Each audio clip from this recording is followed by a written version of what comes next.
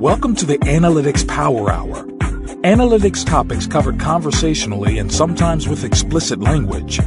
Here are your hosts, Mo, Michael, and Tim.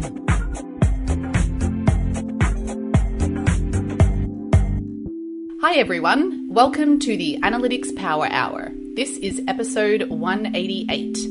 If you're listening to this shortly after it became available, Happy International Women's Day! I'm Mo Kiss, who you're used to hearing, but not as the show introducer. And that's because I've schemed and manipulated and gotten Michael and Tim to give up their seats for this episode. Did I do it by threading the needle of being feminine while exhibiting just the right amount of masculine energy? Perhaps. Did I resist my natural inclination to avoid conflict and firmly impose my will? Maybe. The reality is that we do this every year in recognition of International Women's Day. We have a kick-ass women-only episode coming to you today, which is intended for our entire audience. Our male listeners might even just learn a trick or two. Without them, though, I do have a guest co-host who knows her way around a randomized control trial like the best of them. Julie Hoyer is a Senior Analytics Associate at Search Discovery, which means she currently works with Tim, used to work with Michael, and is free to throw either or both of them under the bus over the course of this discussion. Thanks for joining me, Julie. Thanks, Mo. Excited to be here. Oh, I'm really excited to have you here. I feel like Julie and I, we could chat.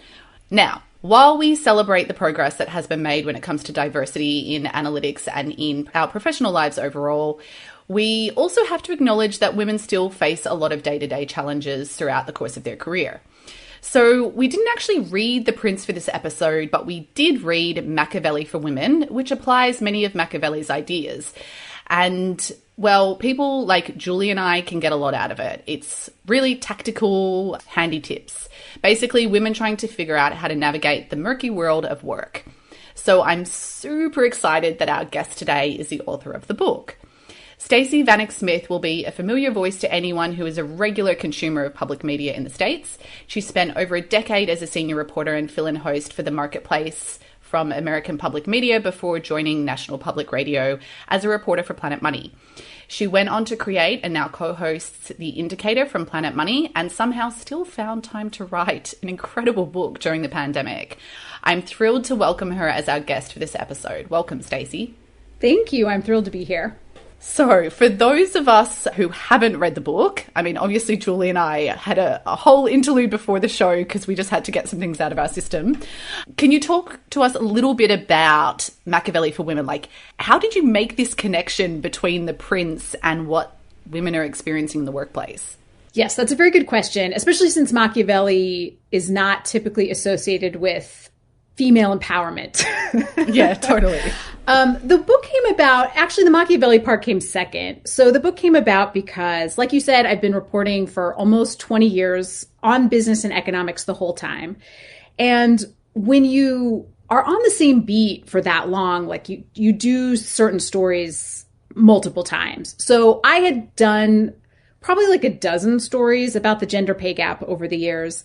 And the gender pay gap, it's women make about 80 cents on the dollar compared to men in the US. For Black women, it's 63 cents. And for Latina women, it is 55 cents. So it's a lot. So anyway, I was doing my umpteenth story about the gender pay gap. And I was talking to this economist, this woman, Francine Blau, who's done a lot of really amazing work about the gender pay gap. And she just tossed off this remark. She was like, well, you know, these numbers have barely moved in 20 years. And I was like, what? Oh. Because that was my whole career. My whole career, I've been covering the economy. It's so dynamic. It's moving. I've seen all these companies rise and fall. Industries, 40% of businesses are now started by women. More women than men go to law school in the US. Almost as many women as men go to medical school. Like, I just seen all this change and transformation. Also, the global economy is just such a dynamic place. And the idea that this one thing had been stuck with all this change happening around it was so strange to me. And I said 20 years. And she said, well, they really, really haven't moved in 10. And she said, you know, it's the same problem with CEOs. And I looked after our interview and she was right. I mean, the 80% of CEOs are male in the US, 90% are white. Those numbers have gotten worse somehow. And the more successful the company, like Fortune 500 companies, the numbers are worse. And so I was talking this over with my editor, this wonderful woman, Karen Marcus at Simon & Schuster. And I was like, it's just not adding up. Like, I see all this change. I report on all this change every day. It's like we're putting all this new stuff in one side of a machine, and the other side, for 10 years, the CEO numbers had also been stuck for 10 years. And I was like, I just don't understand what's going on. And she said, it's almost like women need Machiavelli. So that was like the first moment that Machiavelli's name came up. So I bought a copy of The Prince and read it. This was like in the before times when you could go to a cafe and read without like disinfecting everything and hitting the ceiling every time someone coughs. But so I read, it's just short, it's like 40 pages, The Prince. And I had read it in college, and I had just remembered hating it and wanting nothing to do with Machiavelli. She's like this power obsessed, sort of basic, like crushing people. I had no interest in it. It was sort of like, it felt like sort of like the Renaissance equivalent of Art of the Deal. I was just like, I have no interest. But as I read it, I got so excited because I felt like Machiavelli kind of answered this question I had, which was like, how is this not changing? What is the problem here? Why is all this stuff changing? And yet all this stuff is stuck. And well, you guys are like data analytics people. So there were all these other numbers that were stuck too. So there's something called the female labor force participation rate. So that's just like the share of women in the US population who are in the workforce, also had been stuck for 10 years. Like it was climbing since the 50s. All these numbers had climbing as more and more women started to participate in the workforce. It's just frozen. So anyway, so Machiavelli starts out his book where he says there are two kinds of princes. There's the inheriting prince, and then there's the conquering prince. And he says for the inheriting prince, things are pretty easy. Everybody knows his name. He's the status quo. His family's been in power. Everyone's like, oh, this guy. Yeah, of course. And then there's the conquering prince. And he said for the conquering prince, he says, quote, difficulties abound. Everybody's like, who's this guy? The conquering prince has just taken over this new territory. So he's in control. But everybody's like, why is he in control? They have mixed feelings about him. Why am I not in control? Who gave him this power? Where does this power come from? And so he's like, his book, The Prince, is basically a guide for conquering princes who have all this trouble, who get challenged all the time, whose power is always in question. And I was like, that to me, this light bulb went off. I was like, that's it. That is exactly what's going on. Women are in the workplace, breaking into new fields, starting businesses, getting degrees, everything. So we're in the workplace. And this is true for a lot of marginalized workers, by the way. It's like in the workplace, breaking into new fields, all that. But it's still new. And it's not established power yet. So everyone's still questioning, why are you there? Everyone's pushing back. Everyone's, even if it's not conscious, which a lot of it isn't, which makes it harder to deal with, I think. So that's why I was so struck by Machiavelli. And that's kind of where the idea for the book came from and why I chose this like sort of legendarily merciless and misogynistic man to be like a foundation for my book. It's funny, even I noticed you did talk about like the definition of power. And I think that was something that was really interesting, that you kind of drew out the fact that like women don't kind of, I guess when you say the word power, there's all these negative connotations, but it's like women really just want the license to do their jobs well and to have autonomy and drive things forward. And it was something that I kind of didn't think about, the fact that like even the notion of how power is interpreted might kind of exacerbate the problem, right? Yes. Well, it's funny that you mentioned that. I hesitated to include it in the book because it sort of felt like a middle school essay. You know what it's like? The definition, Webster's dictionary defines power as, but I of course looked it up because I love word etymology and I think it can tell us a lot, about where things come from and what things mean and the layers of meaning in words. And so of course I looked up power and I was so fascinated by it that I was like, okay, I have to include it, even if this is like a middle school essay move. But the root of the word, it's poer, is to be able. And that was so that felt illuminating to me, where I'm like, that's what I want in the workplace. I'm not interested in Machiavelli and crushing people. I mean, I know that there are some people who are interested in crushing people, but I don't think most people are interested in that. I think, but to be able, like, to feel free, to have agency in the workplace, like, I think that spoke to me. I was like, yes, that is the thing that I want. And I think that's the thing most people want. They just want to be free to do the work they want and to be properly valued and to have avenues for advancement that are fair and equitable. Like, I think it's that simple, but, well, it's not easy, but it's simple. So, Stacey, there are 1,000 directions we can take this conversation in, but I think my favorite thing about the book is how much practical advice was in there. So I really want to get to that content today because, as I said at the start, I actually think there's lots of men that can learn a thing or two from your book as well. And the one that is probably a good starting point is softeners, because soon as you started to explain it, I was like, oh, and like I knew that I do it, and I always edit women's work, and I find myself like removing exclamation marks and smiley faces, and I know that I'm doing them. But like, Julie, did you have that same realization when you were reading the book? Yeah, I definitely did. And it's funny because I don't know if I ever knew of them as actually being called softeners, but as soon as you gave them the name, I thought to myself, yes, like I use these and I know they exist. And I think I'm almost on the other end where I reread my emails because, you know, I reread my emails 5 times before I send them, even if they're 2 lines. Who knows why, but I still do. Same. And sometimes I think, oh, do I have to be that enthusiastic? Are they going to think I'm too young and I'm using all these exclamation points? So I'm almost on the other camp of where I'm just like stripping them out of my own work. And I don't know if I've really, Mo, how you said like you notice them in other people's. I don't know if I notice them much unless they're mine. But if they're mine, I feel like they're just like glaring. Yes. Softeners was fascinating. So softeners is basically just like anything that women use them all the time to soften language. So it's things like, I just think, or I'm sorry, could I just say, or going up at the end of a sentence is this way to soften things. Exclamation points, emoji, all those are softeners.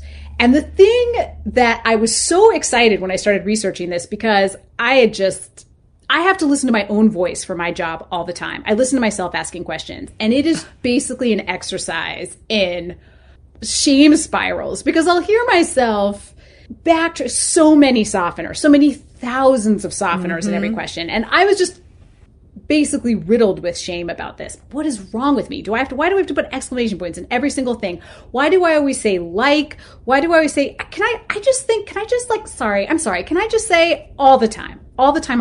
And I would try to stop myself. And then I would be so focused on stopping myself, I couldn't think of what I was going to say in the first place and get all hamstrung. So I read a study and I felt so much better the second I read it. But the study showed that when women use softeners, men retain more of what they say. And I realized, I was like, oh my gosh, I'm not using them because I'm some flibberty gibbet or I can't express myself properly or I'm an airhead. I am using them because I know they work. And that is why women use softeners. And the irony is, of course, women get criticized for softeners. This is something I think comes up quite a bit with money and negotiating and everything, which is that not only are women and a lot of marginalized workers experiencing discrimination, but then you beat yourself up for responding to the discrimination. So the softeners moment was such a wonderful moment of revelation for me. I thought, oh, I'm only using them because they work. That is why I'm falling all over myself with just like and are you saying and little laughs in the middle of millions of interviews with economists about, whatever, the Federal Reserve, because it's an effective way to communicate. It's a way to get my point across more effectively. Now, there's another side to softeners, right? So Dr. Cecilia Ridgway at Stanford has done some great research about softeners. And she said there's sort of a double-edged sword. On the one hand, your thoughts are more likely to be remembered and people are more likely to respond positively to what you say. On the other hand, you're kind of undermining your own point. I'm sorry, I just think, I'm really sorry, can I just say? So it's this little bit of a double-edged sword. So what she recommended was sort of kind of a certain kind of softener. So where you would say, let's in a group setting, instead of, hey, this might, I don't know if this is, I don't know. Could we have the meeting at 10 instead? It just seems like it might work better for everybody. Say something like, this might sound crazy, but let's try having our meeting at 10. Or just something that like undermines your point less. So just like be aware of the softeners you use. A softener, for instance, could be in the beginning of an email instead of a million exclamation points, which had been my go-to. Something like, how was your trip to Puerto Rico? I hope you're doing well. Hope all's well with you. That's a softener also. That's personal and kind of warm, but it doesn't necessarily undermine what I'm trying to say, like a dozen exclamation points might. So she said, don't not use them, but just kind of be mindful of the ones you're using and pick ones that don't undermine your credibility or the point that you're trying to make. It almost sounds like maybe not diminishing return on them. Like maybe there is a point where you've used enough of them in an instance, but it almost sounds like the sophistication of your softeners. Like there is a hierarchy of maybe the softeners you could use. There's absolutely a hierarchy. And I mean, I am also quite aware in saying this, that this is yet another layer. Not only do you have to have an idea that you want to introduce at a meeting and then find a way to introduce it, and then you have to find a way to introduce it with a softener, and then you have to find the proper softener. It's exhausting. So I do want to acknowledge that. I was going to say that, like, as I was reading the book, a lot of it, like, even just then, like, as we were all talking about softeners, right? Or, like, how often we check our emails. Like, I mean, as a woman in the workplace, there are multiple times that even before I send a Slack message, I'll send it to another woman and be like, can you read this for me before I send it? I want to make sure I don't come across bitchy or bossy or whatever the other thing is. I want to make sure someone's not going to misinterpret this. And I don't know. I don't have a lot of male colleagues that do that, but it's one of those things where you're like, the mental energy that I expend to think about every single message I send. And that's with people that I get along really well with. Like, I went through a situation previously where like I was bullied and I had to like really think about every single message I sent. And that was like 10x, but it's like, this is with people that I work well with, and that mental energy throughout the whole day is exhausting. One of my favorite interviews in the book had to do with this newspaper article that I came across. There were these two workers at this company, a man and a woman, and they switched email addresses. Basically, it happened by accident, but they decided to try this natural experiment. They worked for a company that put together like LinkedIn profiles and resumes, basically professional materials for people who would hire them to sort of spruce up their professional profile. And there was a man and a woman, and the woman was always getting in trouble for being less productive and slower, getting through clients more slowly than the man was. So they ended up accidentally switching email addresses, and then they decided to do it on purpose in this natural experiment. And the man tweeted out a Twitter thread about this experience, which ended up getting picked up by newspapers, is how I found them and put them in the book. But he said he couldn't believe it. People just spoke to him so differently, suddenly were questioning his competence. One person asked him out. He said it took him like 3 or 4 times longer to do his work because he was getting questioned. He was getting pushback, a lot of kind of, who do you think you are you qualified to do this? The woman said it was like the best 2 weeks of her life, that she was able to communicate just very directly, exactly what she wanted to say. She was given the benefit of the doubt. She was getting through clients faster, faster, faster. People were respectful. It was about business. She could actually do the job. And that, I think, ties in with all the softeners and things too. She said she naturally began to communicate in a more direct, straightforward fashion. If you do that as a woman in the workplace, even with colleagues that you like, I mean, much less if you're in some kind of a bullying situation or competitive situation that's hard, 10x, like you said. Even in a situation with people you like, people expect women to communicate differently. And essentially, you have to look at that and find a way to work with it. Whether it's you just communicate directly, like whatever, or find softeners or whatever it is. The truth of the matter is people expect women to communicate differently, and they communicate differently with women. And so that is something that we are dealing with all the time, consciously or subconsciously. And this is why we're sending emails to our friends. Is this too emotional? Do I sound too girly? Do I sound too serious? I talked to one woman for the book who got in trouble from her boss for communicating too directly. She worked in tech. Most of her colleagues were male. She got very used to kind of slacking with them in a very super direct way. And her boss came to her multiple times when she would email clients and he would be CC'd saying, you seem really dour, you seem really upset, you need to include some exclamation points to make it clear that you're cheerful, keep these upbeat. And she said she was looking at almost identical emails that her male colleagues were sending and just making herself crazy, trying to figure out, am I supposed to email like a woman? That feels like a defeat. Am I going to just keep doing what I'm doing and continue to get in trouble with the CEO of the company? The communication issue, it gets at the heart of everything, which is people expect women to behave differently in a more gracious, warmer, subservient way. And whatever you think of those expectations are there. And we pick up on them in a million ways. And so, yeah, softeners. It makes me think, too, when you were talking about, like, the way we communicate and the way people expect women to communicate, and even, I think, how they receive communications. And one of the things that really struck me in the book was when you were talking about heat. And I suddenly just thought to myself, oh my gosh, yes, that has happened. Drives me nuts. I always thought, did I say it weird? Did people not hear me? Did they not understand what I was saying? I do find myself trying to like agree and say something to reference that, like, I had that same idea. I agree with you.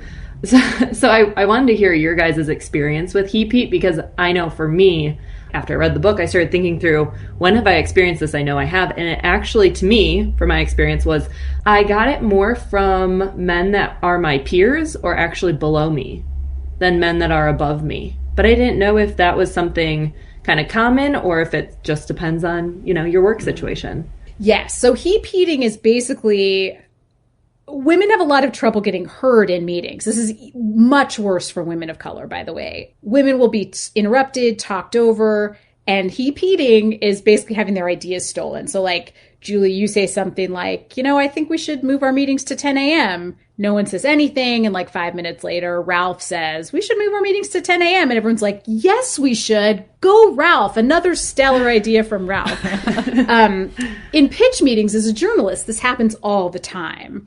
I see it happen now. I became conscious of it much more so after I looked at the research for the book. But, a woman will pitch an idea like, maybe we should do a piece on oil prices. Everyone's like, whatever. And then 10 minutes later, a guy's like, what's interesting? It's like, why are oil prices rising when I thought we had all these fracking wells set up? It's like, that's amazing. That's so interesting. I was just reading this piece in the New York Times the other day about oil. She's like, what? Happens all the time. And so, dealing with it's like really awkward. Like you were saying, Julie, like trying to sort of re-own the idea. Like, oh yeah. When I was mentioning oil earlier, it's so hard to deal with. Yeah. Let's step aside for a brief word about our sponsor, Observe Point. I'm actually going to let Tim on the mic for a bit. Well, this doesn't feel awkward at all. But Mo, you just can't keep me away when it comes to singing the praises of Observe Point. Right. So, Smarty Pants, I've got 2 questions for you. 1, have you found any new ways to explain Observe Point? And 2, can you do that without mansplaining? Ha! Well, I think our listeners know at this point that Observe Point is a fantastic tool for automatically auditing the data collection that is occurring across your site, alerting you immediately if there's an error or missing tags and enabling you to track your data quality over time. But what occurred to me today was that there's a great free way to wrap your head around Observe Point that I don't think we've ever brought up. What's that? The Observe Point Tag Debugger, a free Chrome extension that many analysts have used for years to check out what tags are firing and with what values on their website. I actually just used it today as I was ramping up on a new client and trying to get a sense of what their tagging looked like. It's handy, and essentially what I was doing manually with the Tag Debugger is a window into what Observe Point can be scheduled to do more thoroughly and on a recurring basis. So there you go. Okay, fine. I hate to admit it, but that is a pretty good example, and you're right that we've never brought it up before. So if you'd like to learn more about Observe Point's capabilities, you can do so by visiting observepoint.com/analytics power hour. Now I'm going to kick Tim back to the producer part of the show, and we're going to get back to the real show. One of the things I actually wanted to talk a little bit about the amplifying effect, Stacey, because you mentioned the Obama administration. And believe it or not, I did actually A/B test this in the workplace, although Julie would be utterly disgusted with what I'm referring to as an A/B test because it was not randomized. My sample sizes were not big enough. Like, there were so many issues with this.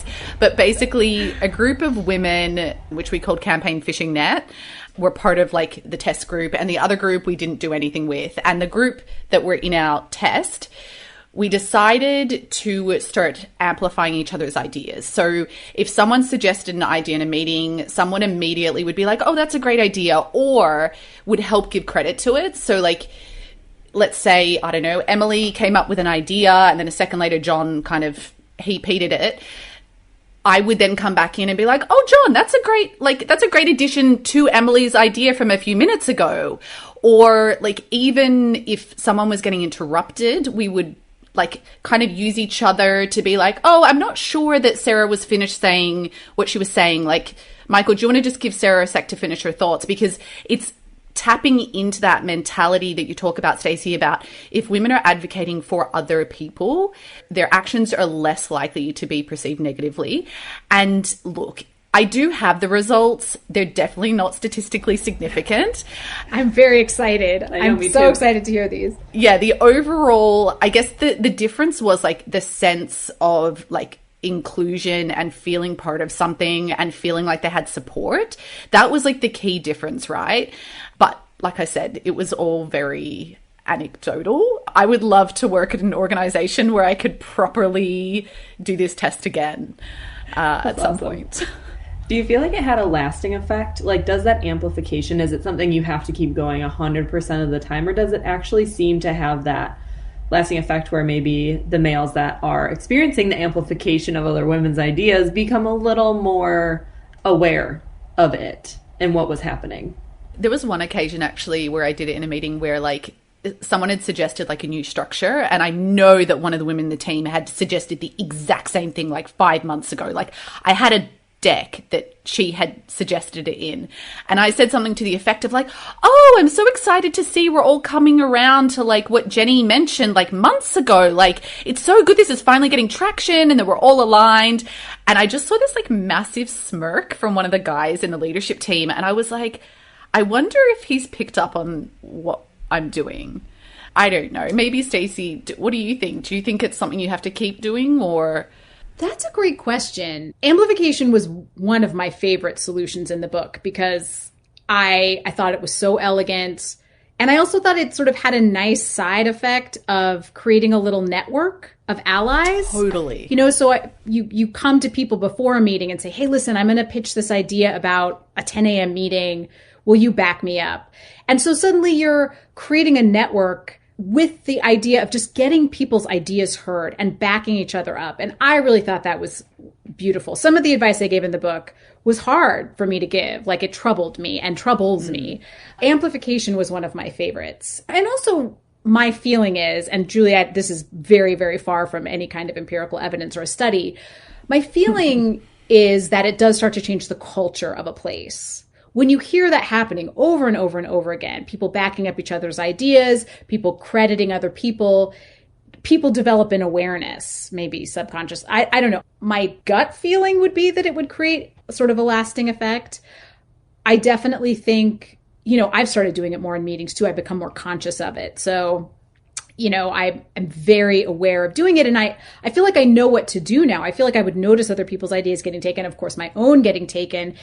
And like you said, Mo, it's so much easier to call out on behalf of someone else. It's so awkward when it's you. It's so easy and wonderful when you're standing up for someone else. So if you're trying to say, yeah, you know, actually, I had that idea back in July, you know, whereas you can say, oh, I'm so glad we're coming around to Jenny's idea that she had back in July. It just makes you look like a hero. It makes Jenny look brilliant. If Jenny's saying, oh, you know, actually, I mentioned that back in July, it's like, oh, man, is she like so obsessed with credit grabbing? It's so awkward. But like you said, for women, grabbing credit, or grabbing is a loaded word, for women, claiming credit is very complicated. That's kind of not what you're supposed to do. It's not something that we tend to think of as like a and I say this, there's some great studies. Harvard actually has this great online study you can do to talk about your unconscious biases. And it's unconscious feelings that women should not be claiming credit for themselves. They should be supportive and nurturing and kind and modest. So when women claim credit, it goes against that. And people have adverse reactions more so than if a man does it. But like you said, if women are fighting on behalf of other people, that is very much in line with what we think of as like what good women do. So there's no backlash for that. And it just becomes a really wonderful solution. That said, I think if you are in a situation where you either let it go or take credit awkwardly, depends on the situation. You have to think of sort of the holistic, your long-term goals. And obviously you don't want to be grabbing for credit in every meeting and correcting people and saying like, excuse me, can I please just finish my sentence? That's going to have a long-term bad effect. But I do think err on the side of awkward. I've done it before and it is just soul crushing, but it draws a line. I think those boundaries can be important. And they wonder why women overthink everything. Like this is just swirling through our head constantly. Like I joke with my husband of like, I feel like you can think of one thing at once, but I'm thinking of 5 things at once. And I think there's been studies that women actually can like think of multiple things at once, and they usually are. And this just aligns perfectly. Well, it's like sending the Slack note to your colleague is the perfect example, Mo, that there's so much, we're not comfortable in the workplace yet, as a whole. Like it's not our natural territory yet. So we're, like, does this sound angry? Is this still professional? Am I being too, it's this line that we're aware of. Okay.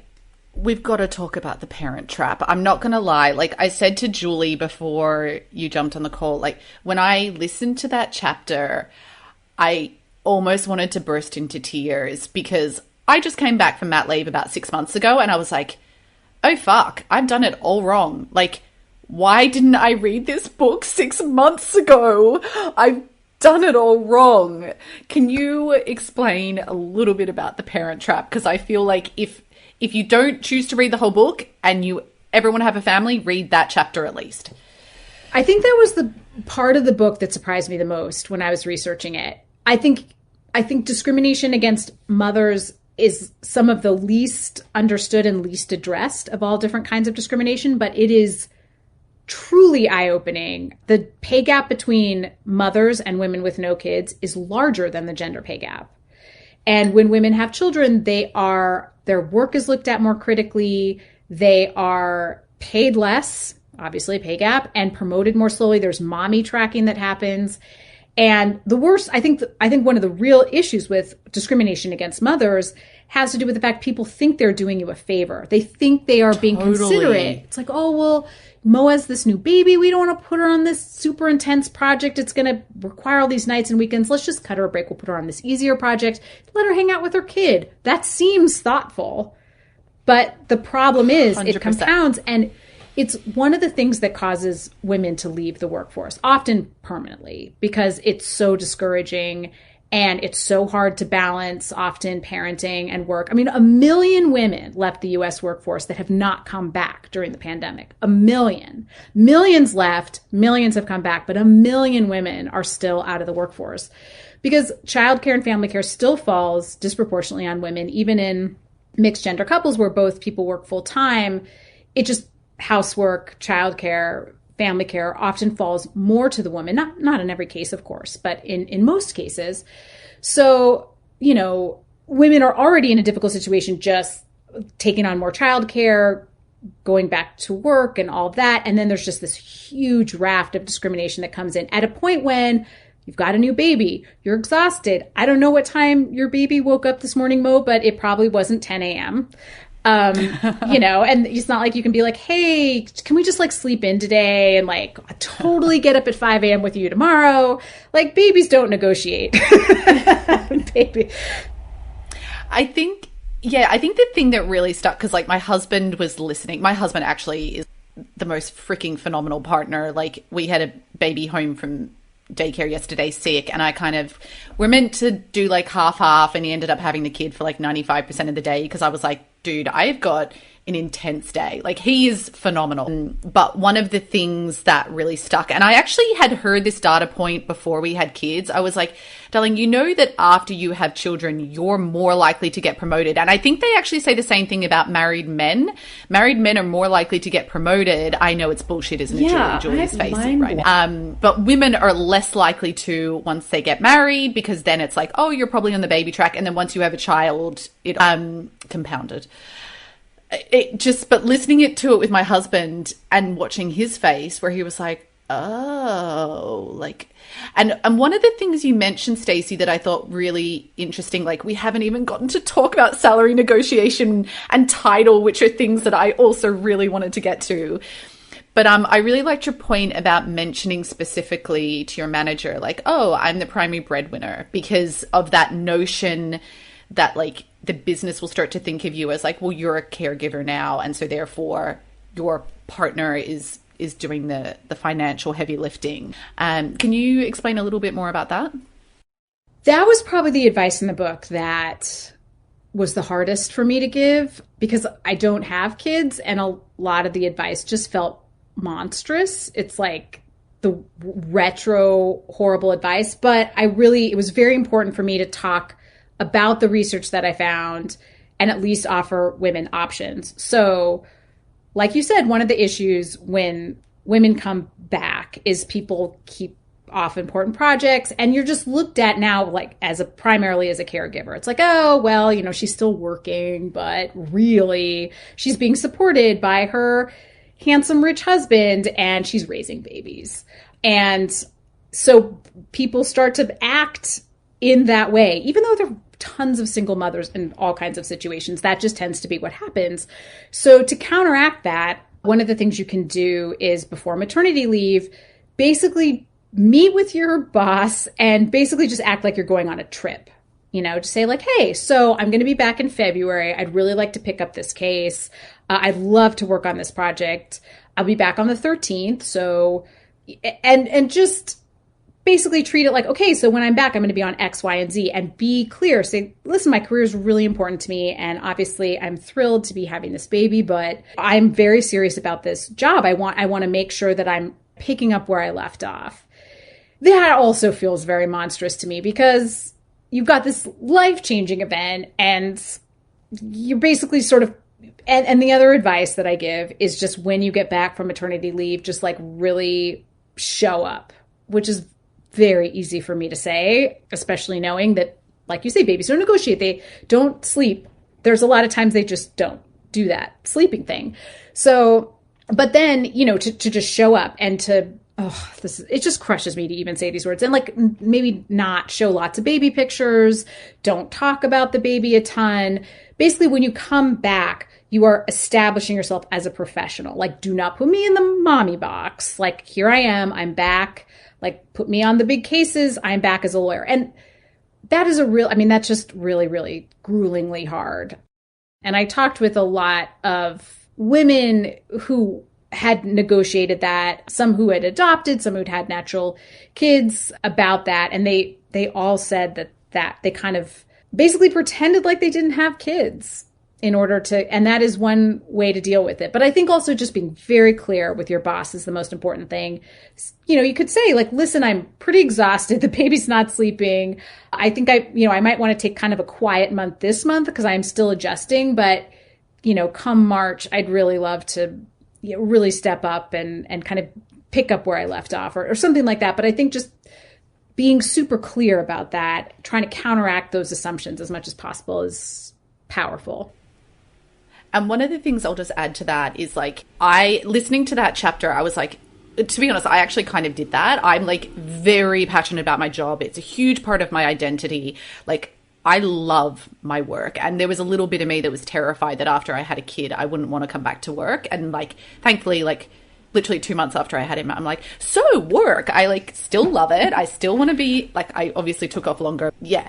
I think the point that I want to make is that I 100% agree with your advice, and I would do all of those things. if you change your mind and then after you have the kid and you decide you want to make a different choice, that's totally fine too. It's easy to backtrack and be like, actually, I changed my mind. I would like to take a different role or go this way or whatever. That's cool. But I think you're so right about setting the expectations before you go on mat leave of like, this is what I want when I come back. These are the projects I'm going to be on, blah, blah, blah, blah, blah. And then if you change your mind, that's cool too.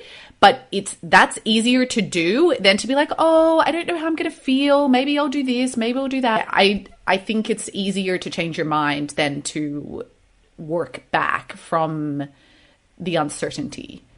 Yes. Just pretend like you have no doubts, no question in your mind. Just pick up where I left off, even if you have huge questions. And this is one of the things that occurs to me is that, this is not very authentic, right? This is not you being your authentic self at work. And I do think this is a moment to maybe not be authentic because it's just too easy for people unconsciously, sometimes with the best of intentions, to slot you into like, oh, well, yeah, Mo's like dealing with her baby. We'll just, and just to write you off or put you on projects that don't matter because, there's just like such a laser focus, especially like I would say the best advice I can give is before you're leaving, pretend like, even if you're not even sure if you want to come back to the job, just act like you're going on vacation. You're coming back. You have no questions in your mind. When you first get back, if it is all possible, work as hard as you can and seem as focused and present as you can, even if just for the first month, just to set that precedent. It's like, oh, Mo's back. Okay, great. Yeah, she's back. And then people sort of forget that you have a baby and then you can ask for more leeway maybe after that. But right when you come back, when like things are still a little soft and people have their like, oh, so how's the baby? Oh, the baby's great. Thank you. Anyway, so back to, just get people on topic. And then, but that's hard advice to give. I feel a little monstrous. But to be honest, like it's not any different. Like the chapter that you talked about, I actually have talked about this with women lots. Like I used to work at the Department of Defense and people, like I was really involved in the mentoring group and people will often ask me about like clothing attire, right? And this is something you mentioned as well. Like, yes, I get it. Like I want to be my authentic self at work, right? But there's this kind of thing that I always say when I'm talking to women about working in tech. It's like, play the hand you've been dealt. When you're playing a game of cards, it's not like some people have a better hand, some people have a worse hand. That doesn't mean you can't win with your hand. You're going to maybe have to be a bit more strategic. You're going to have to like hope that one card drops the right way and like be a bit more tactical than someone that's got two aces in their hand. But like, don't make it harder on yourself. So if there are like little things you can do to make it easier, whether that is like, fine, I'm just going to do the smart casual dress code or like whatever it is. Like I have one friend that I work with who looks really, really young. She never wears casual clothes to work and she's worked in tech her whole life. Like she's just like, I already have this bias of looking like a young Asian woman.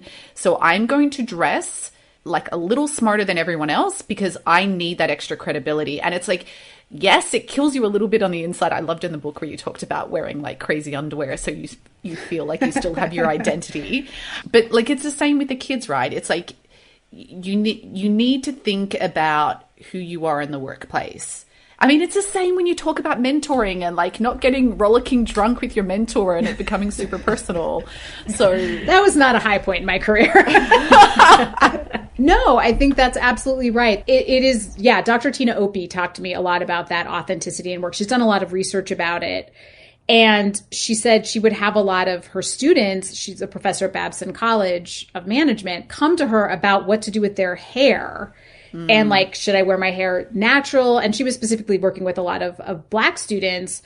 And she would tell them like, she said, listen, I've done a lot of studies which show people think that people will assume that you are sort of like more assertive, more militant if you wear your hair in a natural style. And she's like, I love hair in a natural style. That's how I wear my hair. But she's like, I'm 50. I'm established in my field. It's different for me. And she said, and this is, I think, very true with a lot of the advice in the book. She says, if you sort of conform, your authenticity takes a hit. And that is hard. There are a lot of studies that show that that's hard on people psychologically. If you're not your authentic self at work, it takes a toll. It really does. If you are your authentic self at work, that can mean that you, don't get a job, don't get a promotion, don't get a raise or whatever. So it's not like there's one win, right? It's, I think, just like recognizing that there's a trade-off, and a trade-off that shouldn't exist. A trade-off that exists because the workplace can be racist and sexist and, you know, anti-mothers, and all of that stuff exists. And the thing is, it shouldn't exist. So you're having to deal with something and put effort towards something to accommodate racism or sexism. And that is like stomach turning and terrible. But it is, like you said, this is the hand that we are playing with right now. I think things are changing, but they haven't changed yet in a lot of cases. And so it's just an awareness. At least that way you can make an informed decision. Be like, you know what? Like, I'm literally wearing a hoodie right now. I'm going to, like, I am a person who, like, wearing casual clothes or I mean, it's different with clothes because that's a choice than it is with, like, basically hiding aspects of your racial identity. But, you know, it's just saying, listen, I'm going to make this call because I don't want to work at a workplace that's going to not accept me. And so, but at least you can make a decision. Like, I think there's something empowering about looking at all the facts and making the decision that feels the best to you. But none of the decisions is great. You know, it's not great to be like, okay, great, well, I just won't get this job. And it's not great to be like, okay, well, I'll just hide my racial identity and then get this job. Like, neither of those solutions is great. You shouldn't have to make that call, but at least you kind of can make that call in the best, you know, you can, like you said, play your hand the best you can. I feel like we could sit here pretty much for the rest of the day and I could keep talking. And I feel like Julie also has like 1,000 more questions, but we are running tight on time. Normally we'd step away for a minute now for the Conductrix quizzical quiz, but we're going to do something a little different for this episode. So firstly, as you know, Conductrix builds industry-leading experimentation software for A/B testing, adaptive optimization, and predictive targeting. For more information on how Conductrix can help you, visit www.conductrix.com. And with that, I'm going to now hit Stacey and Julie with, for what this episode we're calling Conductrix Hot Fire Questions. So I've just got a couple of rapid questions coming your way, brought to you by Conductrix. So firstly, Stacey, what would you say to the woman in the workplace who regularly says no to speaking opportunities, say at a conference or to present at a big meeting, because they're just terrified of public speaking? I would say you are missing out on opportunities, and I understand that those anxieties can be really crippling, but I would tell her to see a coach. I would say try to get coaching, because those can be some really amazing opportunities. Those can put you in front of new jobs that could propel your own job. I would say that kind of like public opportunity is important. So if there's some kind of coaching that you can deal with your anxiety, do it. If it's just like going to be like up and down pain, like maybe find a way that it's less painful. Maybe you could do it over Zoom. If you're whatever, in your pajama pants, maybe you'll feel more comfortable holding your kitty or whatever will like calm you down. Do that. I would say try to find a way to say yes if it is at all possible. That's what I would say. Nice. That's a long answer. I don't think that's rapid fire at all. I think it's rapid for us. All right, Julie. So I feel like this might happen to you a fair bit, but how do you handle walking into a meeting, say with a client, and you're clearly the subject matter expert, the most technical, smartest person in the room? Don't do any self-deprecating stuff right now. And your clients or whoever it is keep looking at the old white dude in the room. To be honest, I try to just speak up when they ask questions and they look at him, because I have great male colleagues and I will say they will toss it to me or ask me like, well, I think this, but Julie actually, you know, has been more involved here. Like, what do you think? Or they're fine if I jump in and like answer the question that was kind of softly posed to them. A lot of times these are over Zoom, but I just kind of jump in. I don't know if that's very like male energy, female energy. I know you talked about that in the book, but I just go for it. Nice. Okay, Stacey, what would you recommend to a woman who's managing a team and she wants to help another woman in her team, say, build their profile or their personal brand at work? Like, what's a tactical way that a coach or a manager could help another woman in their team grow their profile? I think it depends on what the job is and what the position is. I think just becoming a mentor can be really helpful, and meeting with the woman in question to talk about her career, the opportunities she sees for her at the company, sometimes like a little encouragement or a push or someone saying like, why don't you apply for this promotion? I think you'd be great, is very powerful to hear that kind of validation. There are all these studies that show that like there's a very famous study from Hewlett-Packard, but there's also a study that happened at Google where men would nominate themselves for a promotion when they had like 60-ish% of the required skills, and women would wait till they had 100.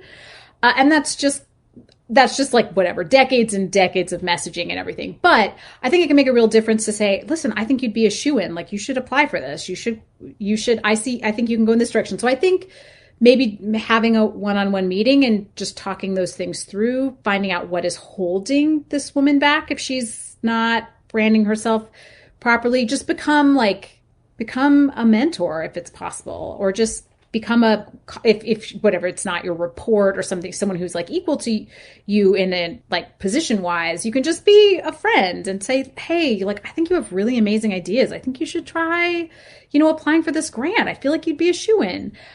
So I feel like that can be totally transformative. It's a very small, easy thing to do, and it's huge. I think it can be huge. Nice. Okay, Julie, after all the lessons we've learned in this book, what do you wish you'd known in your first job now? Oh my gosh. I mean, everything. To be honest, I think I learned a lot from this book, even moving forward. So like that Parent Trap one for me, actually taking a little spin on this hot take, I think it was really eye-opening for me as I kind of hit that point in my life where I'm thinking about starting a family, and I'm looking at trying to move up in my current company, and like, should I worry about the timing of those two things? How will I balance those? Like, should that be a thing I think of? Yes, probably. So to be honest, I think I'm in a nice area where it's like I got to learn a lot from this book that I would want to know moving into like my next phase. Nice. Okay, Stacey, I've got to ask, because this is another topic we haven't even touched on, but I am super passionate about. And given your expertise, we definitely have to go there.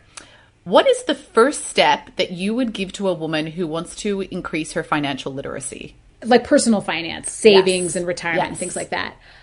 The first step is, I would say I would recommend meeting with an expert, actually. I think just to get a feeling for options. I mean, I think meeting with a financial planner, even if it's just once, can be really empowering. So you just get a handle on everything, like where all of your things are, your savings, if you have like a 401k, where that is, what the investments are. Just have someone go over with you sort of holistically. Just get a lay of the land. I think that's so important, just to know where your money is, where it's going, where the opportunities are that you're leaving on the table. If your employer is like a matching 401k and you're only contributing whatever 7% and they'll match up to 9%, like maybe match up to 9% if it's possible. And just talk to someone who can like look over the landscape of your finances, student debt, whatever you're dealing with, and help you kind of wrangle it all. Because I think it can be so overwhelming. There's so many different things to think about, and women aren't generally really encouraged to save or invest because, that gets taken care of by your handsome male husband or whatever it is. That is not the case for women. Are like twice as likely to retire into poverty as men. And it's very serious. So I would just say, like, get a lay of the land. Start to get to know where all your money is, where the opportunities are, how you can grow. And I think just start very basically and then build. Nice. So those were our Conductrix Hotfire questions. Thank you, ladies. Everyone is a winner today, and it was way less pressure for me than the usual Conductrix quiz, so that was great. So now we're going to move on to our last calls. This is the portion of the show where we go around, we share a tip, an article, something we found that's interesting. Stacey, since you're our guest, would you like to go first? Well, I think my favorite thing that I've been kind of looking at recently, because I cover the economy, and I think I'm very excited right now at how much power workers have. I think in all my 20 years of reporting, I've never seen a moment when workers have this much power, which is important to remember if you're going in to ask for a raise. And I think it creates great opportunities for women and other marginalized workers.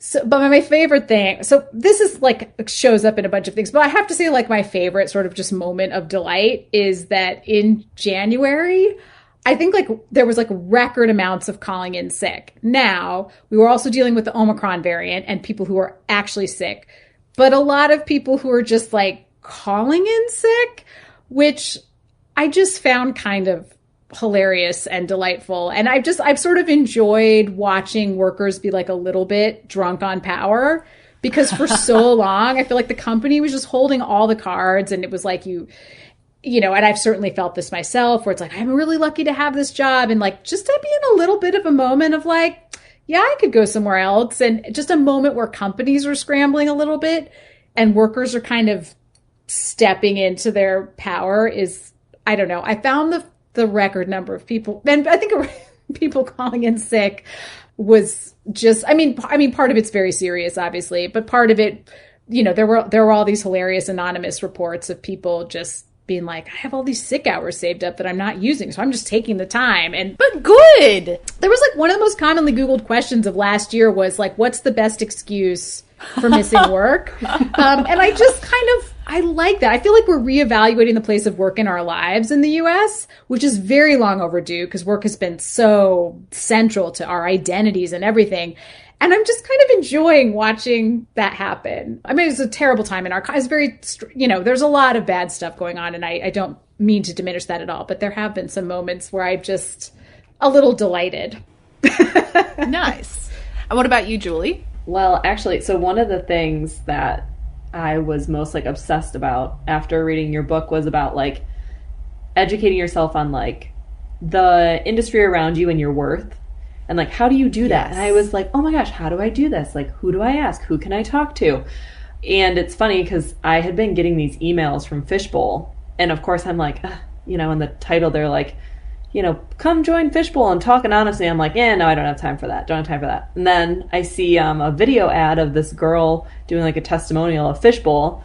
So I like to tell Tim that I think marketing actually does work, because then I clicked through Instagram and had them send me, you know, the verification code, and I signed up. But it's this app where you can, it's kind of social media like, and I just got it, I'm vetting it, but it's all anonymous. You put in your like level, your title, and it ends up, it's by Glassdoor, I found out. So you go on there and you can join all these different fishbowls. So like consulting, data and analytics, women in consulting, women in the workplace, whatever it may be. And it gives you like a news feed. But I've seen a lot of interesting anonymous posts, and a lot of people respond. There have been ones about salary. There's been ones about like just being a woman in the workplace. And, you know, she says her boyfriend doesn't want to move with her to like this huge job opportunity across the country. She's like, what do I do? And there are these women in director roles saying like, if he's going to clip your wings now, he's going to clip them later, like take the job, you know, so just some great stuff. And I feel like I would use that possibly if I ever needed to gather that type of information. So I thought it might be cool. The other tactic is to get your male colleagues a bit drunk and start talking about the gender pay gap. And you find like 9 times out of 10, they'll be like, oh, this is what I'm earning. Is that more or less? Totally. No, that's a great thing. I mean, there's so much information asymmetry when asking in salary and all of that stuff. And I think anything that can lessen that, whether it's through beer or a social media app, is like, that's so empowering. It's so, yeah. I mean, I think getting that information is probably the single most important thing in negotiating, is knowing, having that information and being like, well, listen, I know what you're paying Jerry because he was like 3 tequila shots in. And also, like, we all work in data, right? Like, the biggest tip for salary negotiation, collect data. Collect all the data you possibly can. Now, I am not going to do a traditional last call. I'm actually going to give everyone some homework who's still listening. So what I'd like everyone to do, I'd like to say, commit to it for a week. So try and make one effort a day for a week. And I'd like you to think about this amplify concept. So either in a meeting, when a woman suggests an idea, just back her up and be like, oh, that was a great idea. Or if she gets interrupted, you know, try and stop that momentum and be like, actually, you know, Sarah wasn't finished her thought. Or one of the other ones I really like is when you're in a meeting, walk out of the meeting and mention to someone else a really good idea that a woman had in that meeting. So like it's a way of spreading like women's brand at the company of like, oh, I was in this meeting and Marika suggested blah, blah, blah. Don't you think that's an awesome idea? I'd never heard that before. And it's like a way of sharing people's ideas outside of sometimes what can be a really small group to the bigger company. So everyone has some homework. I'd like you to do it 5 times. So one action a week and commit to it so that it can be your homework for International Women's Day. I've got to say a huge thank you, Stacey, for coming on as a guest, and Julie for helping me steer the ship and share some anecdotes. It's been phenomenal. Like, this episode is always, I feel really stressed about it because I'm obviously on my own, but I always get to have these amazing women on, and I'm so thankful for you both being here. Oh, it was so great to talk to you. Oh, thank you for having me. You guys had great, the time really flew by. Wow. Yes. It was such a pleasure. So with that, I'm probably almost ready to pass the moderator chair back to Michael for our next episode. I can't do that without first thanking our producer, Josh Crowhurst. He continues to make us all sound great. And also Tim, who served as producer for this particular episode, which he does every year for me. So I have one little less thing to worry about. So whether you're fretting about the parent trap, obsessing about if you're using the right softeners, or whether you're amplifying sufficiently, remember that with all of these things, to also keep analyzing. Thanks for listening. Let's keep the conversation going with your comments, suggestions, and questions on Twitter at @AnalyticsHour, on the web at analyticshour.io, our LinkedIn group, and the Measured Chat Slack group. Music for the podcast by Josh Crowhurst. So smart guys wanted to fit in, so they made up a term called analytics. Analytics don't work. Analytics. Oh my God. What the fuck does that even mean? Sorry. Got a little garbage truck driving by. Sorry about that. Okay, I don't know what it's doing. What are you doing, little truck? Sorry about that. Oh, working from home. Oh, I know. I'm at my parents' house. They literally live in a cul-de-sac in the middle of nowhere. I was like, this is perfect. Because normally I'm in New York and it's sirens going by every second. People the going by cul-de-sac is being resurfaced. What is even happening? Oh, I guess it's a street cleaner. Okay, well, he's winding his way out.